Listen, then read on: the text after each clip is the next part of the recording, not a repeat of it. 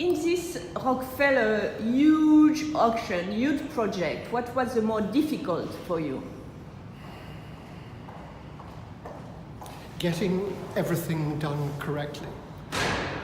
Because on a project like this, there is no room for mistake. But also the pressure is obviously more intense because this is a charity sale. So having to make sure that we're doing absolutely everything we possibly can to both service our regular clients, but also work for the charities who are the recipients of the proceeds. That's a big deal.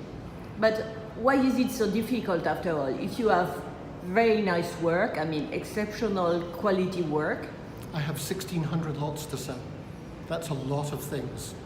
So it's not just the paintings that speak for themselves. It's a huge quantity of decorative arts. It's a warehouse full of things in New York, all of which need to find new buyers by the end of the week of the 7th of May. So you ask some new people to come and join you for this project? It's all in-house. It's all in-house talent. We have an extraordinary team at Christie's. But at one point, we counted and we had used 62 different specialities for this sale.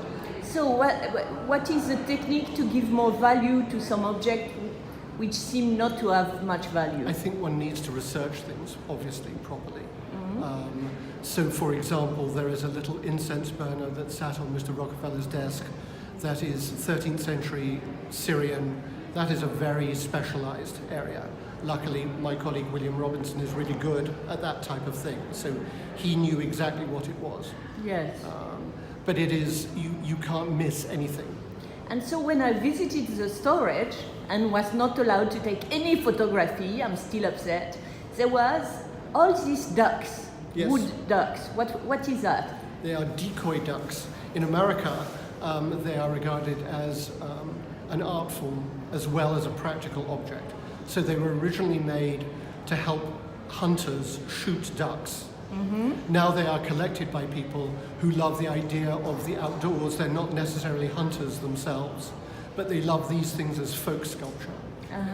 So they become folk art, which is interesting in Rockefeller terms because, of course, one of the early great collectors of American folk art was David Rockefeller's mother, And so Abby Rockefeller.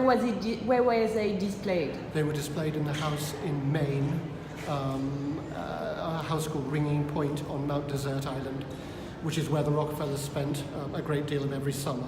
And there's like 50 ducks, right? At least 50 ducks. Merci.